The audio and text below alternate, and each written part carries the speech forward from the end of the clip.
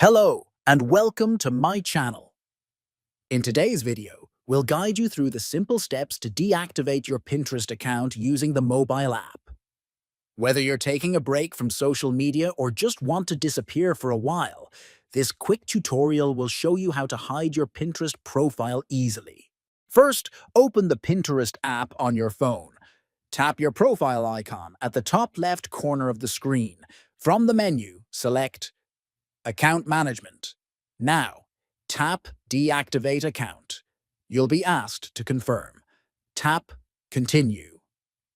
Once deactivated, your profile and boards will be hidden from other users. To reactivate your account, just log back in using your email and password. Your data will be restored automatically. Thanks for watching.